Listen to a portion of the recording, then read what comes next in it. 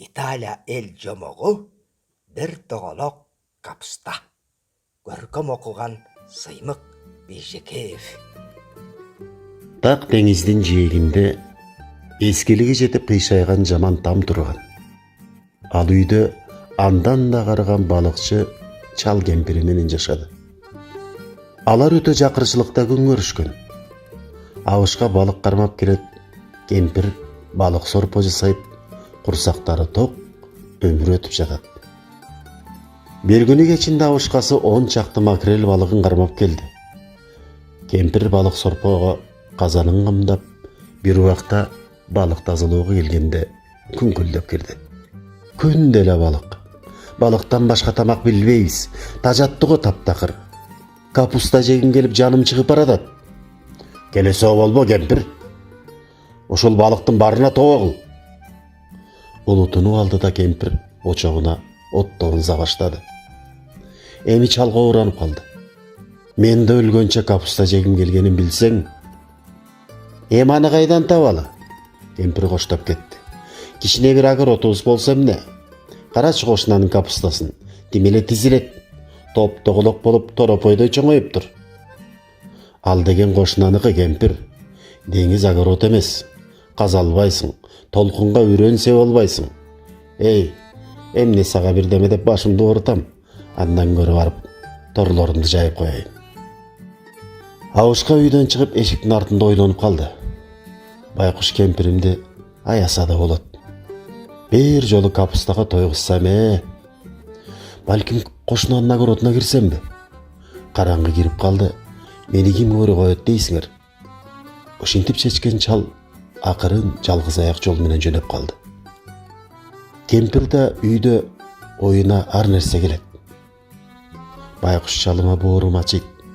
Көңүлүн алып, бир жолу капуста бышырып берсем эмне? Кошунанын капустасы быйыл сонун болуптур. Бир тоголок капустаны байкабай деле калар. Бул ой башына келген кемпир акырын кошунаныкына бет алды. Бир аз убакыттан кийин абышка түнөргөн күзгү деңиздей кабагын салып үйүнө келди. Артынан шамалга дирилдеген саргырган жалбырак сыяктуу калтырап кемпири келип калды. Абышка кемпирин асылды. Сен үчүн уятымдан өлүп кала жаздадым. Капуста жегичин кара муну. Мен кары келесо бирөөнүн огородуна капустага барбаймбы? Эмеленкейсем бир аял жөөктө жүрөт. Кошунанын аялы го деп бутум үзүлгүч артка жүгүрдүм. Сен болбосоң ушундайга барат белем. Эми мени күнөөлө. Алың жеткен эле мен. Өзүм коркконумдан чал өлүк болуп олтурам. Сен үчүн бир капуста алайын десем бир эркек жүрөт. Кожоюнго деп жүрөгүм түшүп, эмгиче калчылдап өзүмө келе албай олтурам. Аңгыча эшик ачылып, экөөнү ого бетер коркутуп, огородунда капуста өскөн кошун аял кирип келбеспи? Экөө селейип катып калды. Кошуна болсо күн деле капуста. Тажап да кетет экенсиң. Күйөөм экөөбүз аябай балык жегибиз келди. Бизге сорполук балык бере аласыңарбы? Дебеспи? Абышкага жан кирип кубанып кетти. Ала кой. Бүгүн жакшы макрель кармалды. Кошун аял балыкты алып атып айтты. Эми биздин да колду кайтарбагыла. Мен силерге капуста ала келдим эле. Эң жакшы баштандап келдим. Чал кемпир бири-бирине карай салды. Кемпир капустадан укмуштуудай даамдуу тамак жасаптыр. Аны жеп жатканда абышка кашыгын кое салды. Кемпир, кое турчу. Сен огородко кай жагы менен бардың эле?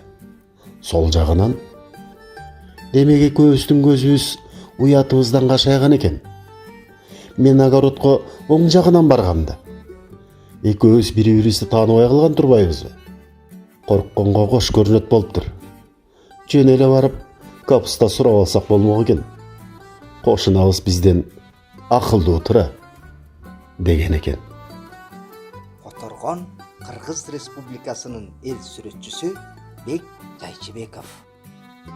Аудио чыгармаларыбыздын демөрчүсү Зуйла жеңил өнөр жай ишканасы.